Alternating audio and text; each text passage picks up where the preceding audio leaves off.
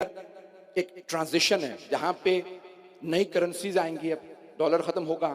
خود یورپ امریکہ میں باتیں ہو رہی ہیں کہ نئی کرنسی، ایک نیا کوئی کرنسی انٹروڈیوس کرایا جائے، متعارف کروائی جائے. چین اور روس کی آپس میں مذاکرات چل رہے ہیں کہ ہم ایک نئی کرنسی، اب وہ کچھ کہہ رہے ہیں کہ ڈیجیٹل کرنسی ہوگی جیسے بٹ کوائن وغیرہ ہے، کچھ کہہ رہے ہیں سونے کو لے آؤ، کچھ کہتے ہیں کہ یو این یہ چین کی کرنسی، کچھ کہتے ہیں نئی کرنسی لاؤ. بے انتہا اختلافات ہیں. اب نئی کرنسیاں آئیں گی. اس دوران بڑے بڑے تحولات، تبدیلیاں دنیا میں جنگ رونما شاید ہوں. اقتصادی بحرانوں کے ساتھ ساتھ کھانے کا، گوشت کا بہت بڑا بحران آئے گا. چیزیں بہت مہنگی ہو جائیں گی. ابھی بتایا نہیں جا رہا، آپ کے میڈیا پہ تو بالکل کنٹرول ہے، دنیا کے حالات بتائے ہی نہیں جاتے کہ کیا کچھ ہو رہا ہے. ہیٹی کے اندر لوگ کہتے ہیں پیسہ ہے، دکانوں پہ سامان نہیں ہے، نہ کھانے کے لیے روٹی ہے، نہ بریڈ ہے، نہ گوشت ہے. کئی ممالک میں پیسہ ہے، کھانے کو کچھ نہیں ہے بازاروں دکانوں میں. تو ابھی پاکستان کے اندر اس وقت گندم نہیں بوئی گئی، لیکن پھر بھی پاکستان ایک زرعی ملک ہے. امریکہ کے ایک بہت بڑے ماہر اقتصاد نے جملہ کہا ہے کہ امریکہ کی 50% آبادی مر جائے گی اس کھانے کے بحران میں آئندہ چند برسوں میں. کیوں؟ کیونکہ وہ لوگ محنت نہیں کر سکتے. پاکستان کی 65% آبادی دیہاتوں میں ہے اور باقی افراد زراعت کی وجہ سے یہاں سروائیو کریں گے، بچیں گے. میری باتیں پریشان تو نہیں کر رہی ہیں؟ میں بہت کھل کے پڑھنے والا ہوں، بہت سی باتیں کہنے والا ہوں. یہ تمام بحران آئیں گے، سیاسی، نئے ملک بنیں گے، نئے بارڈرز بنیں گے. 1923 میں خلافت عثمانیہ کو ختم کیا گیا تھا، جو ترکوں کی خلافت تھی. ترک حکومت کرتے تھے. اب وہ 100 سال کا معاہدہ تھا، برطانیہ نے حکومت ختم کی تھی ترکوں کی خلافت عثمانیہ، اور اس کو 100 سال اگلے سال مکمل ہو رہے ہیں. ترکی نے کہہ دیا ہمیں پورا حجاز اور پورا عرب ممالک سارے نہیں چاہیے، لیکن ہمیں مکہ مدینہ کی ایڈمنسٹریشن واپس کر دو. کیا آیا اس پہ اختلافات اور لڑائیاں نہیں ہوں گی؟ یہ تمام بحران آئیں گے، لیکن ان کی کوئی حیثیت نہیں ہے. ہمارے لیے ڈرنے کی کوئی ضرورت نہیں. ایک بہت بڑا اور بحران جو شروع ہو چکا ہے، دنیا میں برف کے تودے پگھلنے لگے. سب سے بڑا برف کا جو تودا ہے نا وہ ہے انٹارکٹیکا میں، قطب جنوبی میں. اور اس کے بعد یہ ہمالیہ اور کوہ قراقرم، یہ جو پاکستان کا پورا پہاڑی سلسلہ، یہاں برف پگھل رہی ہے. برف کے پگھلنے سے سیلاب آتے ہیں جو پاکستان میں آیا، کیونکہ انسانوں نے دنیا کے اندر پولوشن بڑھا دی ہے. انسانوں نے دنیا کے اندر آب و ہوا کو آلودہ کر دیا. سب سے زیادہ چین، ہندوستان، امریکہ، یورپ، ان کے پاس فیکٹریاں زیادہ ہیں، یہ کر رہے ہیں آلودہ. اور سب سے زیادہ متاثر ہونے والے ملکوں کے اندر پاکستان بھی ہوگا. انڈونیشیا دنیا کا چوتھی بڑی آبادی ہے. انڈونیشیا مسلمانوں کی سب سے بڑی آبادی، پہلا چین، ہندوستان، امریکہ، پھر انڈونیشیا آبادی کے لحاظ سے. انڈونیشیا کا جکارتہ دارالخلافہ ہے. 2024 میں جکارتہ ختم ہو رہا ہے اور نیا کیپٹل بن گیا جس کو تعمیر کیا جا رہا ہے. کیوں؟ کیونکہ جکارتہ پانی کے نیچے چلا جائے گا. دنیا کے بہت سے ممالک، کیوں؟ برف پگھلے گی تو سمندر کی سطح بڑھ جائے گی، اوپر آ جائے گی. جن شہروں کو سب سے زیادہ متاثر جو ہوں گے ان میں سے کراچی بھی ہے. اور بڑے بڑے سائنسدانوں نے لکھا ہے کراچی کے لیے، ہمیں سمجھ نہیں آتا کہ یہاں سونامی کیوں نہیں آتی، یہاں طوفان کیوں نہیں آتے. سارے سمندروں کی سونامیاں کراچی کی طرف آتے ہوئے پلٹ جاتی ہیں، دائیں بائیں ہو جاتی ہیں. انہیں کیا پتا یہاں عبداللہ شاہ غازی ہیں. دنیا کے اندر یہ ایک بہت بڑا بحران آ رہا ہے جہاں پانی کی قلت کے مسائل ہوں گے. یہاں تک کہتے ہیں کہ جیسے کربلا میں پانی پہ جنگ ہوئی تھی، آخری زمانے میں بھی پانی پہ جنگ ہوگی. آغا سستانی سے ملاقات کے لیے گیا اور ان سے کہا کہ دنیا کے حالات خراب ہو رہے ہیں، کھانے کا بحران آ رہا ہے، سیاسی بحران آ رہے ہیں، کھانے کی قلت ہو رہی ہے، جنگیں ہونے والی ہیں، یہ ہوگا وہ ہوگا، ہم اپنے آپ کے لیے کون سی دعا پڑھیں کہ ہم بچیں. تو انہوں نے ایک جملہ کہا، سب تک پہنچا رہا ہوں. انہوں نے فرمایا، سید علی حسینی سستانی نے، انہوں نے ایک جملہ کہا، سارے شیعوں سے کہہ دو ڈرنے کی ضرورت نہیں ہے، امام صادق کا وعدہ ہے اگر تم ہمیں مانتے رہو گے حالات میں تم بچتے رہو گے. آخری زمانے میں ایمان ضائع ہوگا، لوگوں کا عقیدہ خراب ہو جائے گا، لوگ دور ہو جائیں گے دین سے، اللہ کا انکار کر دیں گے، رسول خدا صلی اللہ علیہ وسلم کا انکار کر دیں گے، دین کا انکار کریں، قرآن کا، اہل بیت کا. یہ وہ زمانہ جہاں دین کو سب سے زیادہ مضبوطی سے تھامنا. اس زمان معاشرہ ان تمام چیزوں سے بنتا ہے. ان تمام کے تمام حالات کے اندر ہمارے لیے سب سے زیادہ اہم کھانا نہیں ہے، سب سے زیادہ اہم گندم نہیں ہے، پانی نہیں ہے. سیاسی حالات بنتے بگڑتے رہیں گے. ایک جملہ کہہ رہا ہوں، بہت سے لوگ پاکستان کے سیاسی حالات سے خراب ہیں. بھئی یہ کربلا سے بدتر حالات نہیں ہیں. جہاں بیبیاں قیدی تھیں مٹ گیا یزید، زینب کبریٰ کا نام بھی باقی ہے، حرم بھی باقی ہے. تمام دنیا کے سیاستدان جمع ہو کے ایک طرف کھڑے ہو جائیں، تمام دنیا کے دولت مند پیسہ ایک طرف، تمام دنیا کا میڈیا جمع ہو کے ایک طرف کھڑا ہو جائے اور تینوں کہیں کہ ہم بچائیں گے. یہ نہیں بچا سکتے. بچائیں گے تو محمد و آل محمد بچائیں. 87 برس سے 90 برس سے امریکہ کا ڈالر دنیا میں ریزرو کرنسی ہے. اس سے پہلے برطانیہ کی کرنسی ریزرو کرنسی تھی، اس سے پہلے فرانس کی، اس سے پہلے اسپین، اس سے پہلے ہالینڈ کی، اس سے پہلے پرتگال. 600 سال سے ان کا راج ہے. اب ان کا راج ختم ہو رہا ہے. اب نئے بڑے بڑے دوسرے ملک آ رہے ہیں. اب ہمارے بہت سے سیاستدان، حکمران اور ہمارے جو سربراہی طبقہ ہے وہ ہمیشہ دنیا کی طرف دیکھتا رہتا ہے. غور سے سنیے گا اس بات کو. میرے سارے اپنے نوجوانوں سے، بھائیوں سے، اپنے بچوں سے خاص درخواست ہے، میرے ان جملوں کو بس میں نے اسی پہ تمام کر رہا ہوں مجلس آج کی. سارے ہمیشہ دیکھتے رہتے ہیں اس کی اس کی طرف. اس ملک کی طرف جائیں یہ پیسے والا ہے، اس ملک کی طرف جائیں وہ پیسے والا ہے، اس ملک کے پاس تیل زیادہ ہے وہاں گیس زیادہ. کس کی طرف جائیں؟ ان ملکوں کی طرف مت جاؤ، اللہ کی طرف جاؤ، رسول اللہ کی طرف جاؤ، علی مرتضیٰ کی طرف جاؤ. یہ ایک سائنسدان نے ثابت کیا کہ سب سے جو کمزور اور بوڑھا بھیڑیا ہوتا ہے سب سے آگے چلتا ہے، کیونکہ جوان بھیڑیے کی رفتار تیز ہوگی، بوڑھا پیچھے رہ جائے گا. یہ 20ویں صدی ہجری، 20ویں صدی عیسوی کے اندر سائنس نے دریافت کیا. 1400 سال پہلے رسالت اسلام نے، رسول مقبول نے فرمایا جب کوئی بھی پیش نماز پڑھائے تو سب سے کمزور آدمی کو ذہن میں رکھ کے نماز پڑھائے. پتہ نہیں لوگ ہیں یا نہیں ہیں، کیونکہ تم تو آرام سے آدھے گھنٹے کی نماز پڑھ لو گے. کمزور آدمی نہ اتنا کھڑا ہو سکے گا، نہ اتنا لمبا رکوع کر سکے گا. توجہ، مجھے نہیں معلوم مجمع ہے یا نہیں ہے. تو تمام کا سب سے آگے سب سے بوڑھا، پھر دوسرے بھیڑیے چلتے ہیں جو کمزور، اور پھر جو سب سے طاقتور اور سردار اور سب سے پیچھے چلتا، تاکہ اگر کوئی پیچھے سے حملہ کرے تو وہ سنبھالے. یہ ہمیں کربلا نے سکھایا. حسین ابن علی نے کہا تم حملہ کرو میں سب کو سنبھالوں گا، اور اگر میرے بعد کوئی سنبھالنے والا تو وہ ابا.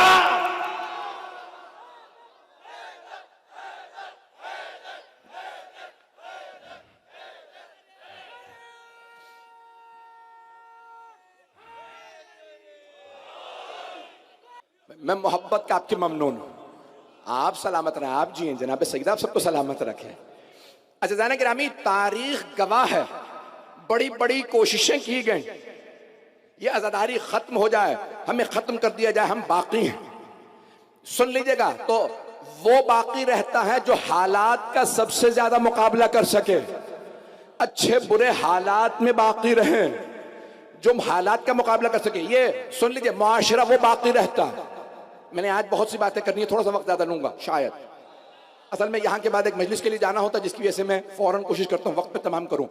حالات کا جو مقابلہ کر سکے بایولوجی کے حساب سے وہ باقی رہتا.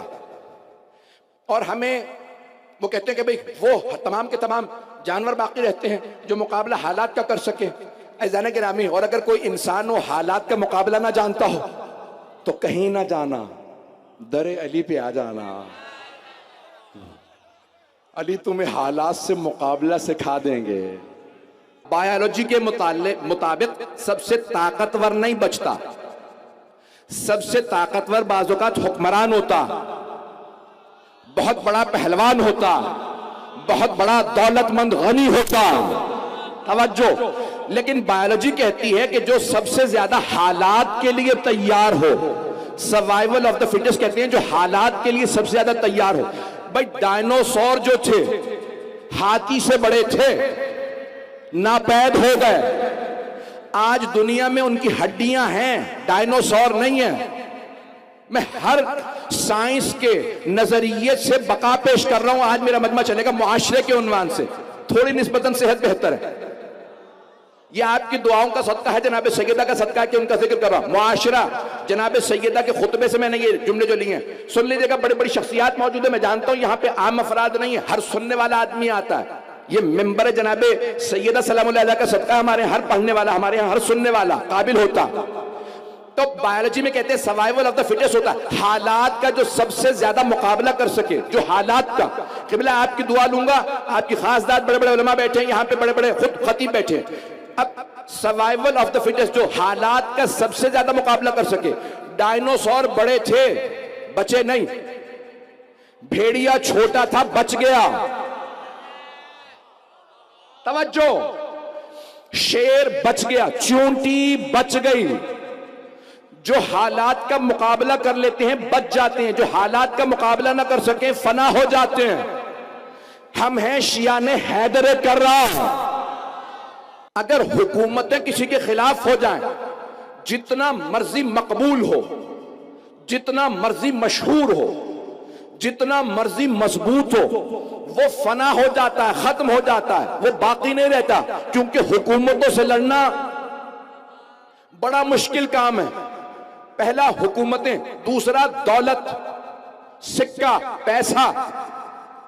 جس کے خلاف لوگ دولت استعمال کریں وہ ختم ہو جاتا ہے. دولت سے خریدے بھی جا سکتے ہیں, بیچے بھی جا سکتے ہیں افراد. تیسرا ہے میڈیا. پرانے زمانے میں, یہ میڈیا بھی عربی کا لفظ, انگلش کا لفظ ہے. یہ میڈیا اب زیادہ استعمال ہونے لگا پچھلے 30 سال میں. اس سے پہلے محققین یہاں بیٹھے شاید ذہن میں ہو, لفظ استعمال ہوتا تھا پروپیگنڈا. عربی میں کہتے ہیں تبلیغات, جس کے خلاف نشریات. آج میڈیا, سوشل میڈیا ہے, پرنٹ میڈیا ہے, الیکٹرانک میڈیا. توجہ سارے مجمع کی, بور تو نہیں کر رہا ہوں, چل رہا ہے سارا, میں معاشرہ پیش کر رہا ہوں. بھئی پرنٹ میڈیا, یہ اخبار وغیرہ یہ پرنٹ میڈیا کہلاتے ہیں. الیکٹرانک میڈیا ہے, ٹی وی وغیرہ, آپ کے کمپیوٹر, یہ سب چیزیں. سوشل میڈیا, جیسے کہ نام نہیں لینا چاہتا, بے انتہا چیزیں آج کل. سوشل میڈیا کی اتنی لمبی فہرست ہے کہ ممبر سے گنوانے کے لیے وقت چاہیے, اتنی طویل فہرست ہے. یہ سب بڑی بڑی ملکوں کی بڑی بڑی ایجنسیوں نے یہ سب بنائے ہیں. یہ عام لوگوں نے نہیں بنائے ہیں, اس کے پیچھے بھی ایجنڈا. بنا دیا تو فوراً انہوں نے کوشش کی کہ کماؤں, کسی کو بیچوں, اور بکنے کے بعد یہ آپ تک پہنچے. آج دنیا کی سب سے بڑی آبادی چین نہیں ہے, فیس بک ہے. ایک اور لفظ ہے راوی. انگریزی میں میں نے عربی کی کئی کتابیں ترجمہ کی ہیں, چھپ چکی ہیں. تو راوی کو کہتے ہیں رپورٹر. راوی نے رپورٹ کیا, کہاں, کہا میں وہاں تھا. پیغمبر اسلام نے حضرت ابو طالب اپنے چچا کے کان میں کہا, چچا جان کلمہ پڑھ لیجئے. کان میں وہ بات کہی جاتی ہے جو دوسروں کو نہ سنانی ہو, جو دوسروں کو سنانی ہو لاؤڈ سپیکر پہ کہی جاتی ہے. انہوں نے کان میں کہا, تو نے سن لیا. توجہ, عرب شاعر کہتا ہے جو چاند کی طرف منہ کر کے تھوکتا ہے اسی کے منہ پہ آ جاتا. میرا موضوع ذہن میں رکھیے گا, معاشرہ. توجہ, معاشرہ تمام سے مل کے بنا. میں جو پیش کر رہا تھا سن لیجئے دوبارہ. تو عزیزان گرامی, تاریخ میں جرنلسٹ سے, رپورٹر تھے, راوی تھے, انہوں نے چیزیں پیش کی ہیں. تو پروپیگنڈا, میں نے کہا تھا 3 چیزیں اگر کسی کے خلاف ایک بھی ہو تو اس کو ختم. ایک بھی ہو, حکومت کسی کے خلاف ہو, توجہ, حکومت خلاف ہو, پیسہ دولت کسی کے خلاف ہو, اور میڈیا کسی کے خلاف ہو, تو اچھے کردار کو برا بنا کے پیش کر دیا جاتا. قاتل کو مقتول, مقتول کو قاتل, دونوں کو رضی اللہ. تو پروپیگنڈا, میڈیا مختلف انداز سے مختلف الفاظ کو پلٹ کے پیش کر دیتا ہے. مالک کو مقروض بنا دیتا ہے, مقروض کو مالک. جس کے پاس کچھ نہیں تھا اسے کہتا ہے یہ پہلے سے پیسے والے تھے. اور اگر کوئی ملیکۃ العرب رہی ہو, چلتے رہیے گا بھائی. بایولوجی میں کہتے ہیں survival of the fittest theory میں نے اب مکمل کی. یعنی جو حالات کا سب سے اچھا مقابلہ کرے وہ باقی رہتا. اوشیان حیدر کررار, حکومتیں تمہارے مخالف رہیں, پیسہ تمہارا مخالف رہا, پروپیگنڈا تمہارے خلاف رہا، کافر تمہیں ڈکلیئر کیا گیا، تمہارے خلاف کیا کچھ کہا گیا، مجلسوں میں یہ ہوتا، تبرک میں یہ ہوتا، جانے والے کا نکاح ٹوٹتا۔ اگر آج آپ باقی ہیں تو کسی سیدہ کی دعا کا۔ تو جانے گرامی، میراث کا مسئلہ نہیں تھا، بی بی چاہتی یہ تھی کہ معاشرے میں ایسا نہ ہو کہ اسلام سے پہلے بیٹیوں کی میراث ختم کر دی گئی، میراث نہیں تھی، ایسا نہ ہو کہ معاشرہ دوبارہ پرانے زمانوں پہ پلٹ جائے اور خواتین کے حقوق ختم ہو جائے، ان کی عزت پامال ہو جائے، نہیں، ایسا نہیں ہونے دوں گی، جو میرے بابا نے قانون بنایا تھا اسے باقی رکھو۔ 11 محرم کو مولا عباس کو جناب زینب نے بلایا، 13 کو مولا علی کو، اگر یہ جملے برداشت کر سکیں۔ جب پہلی سفر کو پہنچی نا بی بی شام، آپ جانتے کسے بلایا؟ اب بی بی نے کہا جناب سید الشہداء کے سر کو دیکھ کے، بھیا ذرا دیکھیے نامحرموں کا مجمع ہے، آپ کی بہنیں ناکا پہ اور لوگ باغیوں کے نعرے لگا رہے ہیں۔ بس بھئی اجرکم اللہ، تفصیل میں نہیں جا رہا، بس اشارے کرتا ہوا آگے بڑھ رہا۔ اب بیبیوں کو رہائی ملی، چہلم پہ بیبیاں کربلا آئیں۔ جب بیبیاں کربلا آئیں نا چہلم پہ، تو جناب زینب نے کربلا پہنچتے ہی آواز دی، اے میرے بھیا حسین، جب میں پہلے آپ سے ملنے آیا کرتی تھی آپ کھڑے ہو کے میرا استقبال کرتے تھے، بھیا میں بہت زخمی آئی ہوں، میرے پاؤں میں کانٹے ہیں، پشت پہ دروں کے نشان، اے حسین مجھے بلا لیجئے۔ اجرکم اللہ۔ پھر بھی ایک مرتبہ کا سید سجاد، بیٹا سجاد مجھے میرے بھائی کی قبر کا نشان بتا دیجئے۔ مولا سجاد نے فرمایا پھپھی اماں میرے ساتھ چلیے، میں دکھاتا ہوں، اشارہ کیا، یہاں میرے بابا کی قبر ہے۔ ساری بیبیاں قبر مطہر پہ گر گئیں، بی بی بلند آواز سے رونے لگی، بھیا مجھے گلے لگا لیجئے۔ ایک مرتبہ مولا سجاد نے سوچا کہ کہیں ایسا نہ ہو کوئی بی بی روتے روتے مر جائے، پھپھی کا بازو تھاما، کا پھپھی اماں بس کیجئے۔ جیسے ہی جناب زینب نے آنسو صاف کیے، قبر مطہر سے اٹھیں، سوال کیا، بیٹا سجاد یہ میرے بھائی کے ساتھ والی قبر کس کی ہے؟ مولا سجاد نے فرمایا پھپھی اماں یہ میرے بھائی علی اکبر کی۔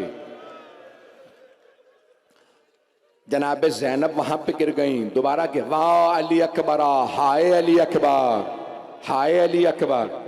پھر مولا سجاد نے روکا، پوچھا بیٹا یہ گنج شہداء میں کون کون ہے؟ مولا نے ایک ایک شہید کا نام بتایا، اب بی بی سے رہا نہیں گیا، کہا اے سید سجاد آپ نے ہر شہید کا نام لیا، میرے بھائی عباس کا نام نہیں لیا۔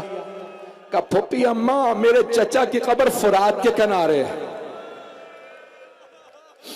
بس بھئی میں نے تمام کر دیا، آئیں ذرا مجھے جناب سیدہ تک لے جانا تھا مصائب کو۔